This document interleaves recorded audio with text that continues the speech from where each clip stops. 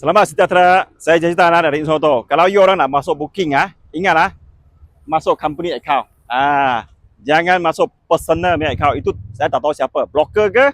Scammer ke? Kalau dia orang cakap staff saya tapi suruh you orang masuk private punya account, personal punya account, jangan masuk. Itu banyak scammer.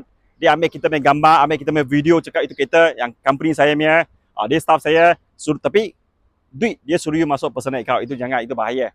Itu kebanyakan 99.999% itu scammer. So apa-apa you masuk company account, company tanggungjawab. Takkan company saya ambil you 100, 200, 300 tak guna punya itu. Tak boleh, kita refund. Itu tak ada masalah. Okay? Kalau you kasih personal account, dia offkan phone saja, you susah. Ini dari Google, dari TikTok, dari Instagram. You nak jadi company sampai nama dari SSM, semua wujudnya. So you tak payah takut. Apa-apa boleh cerita saya apa mengenai kereta ke, refinance ke, hutang bergambeng ke, kita sini ada buat. Sekian, terima kasih. Jazita, ini saya Otto, saya Bahad.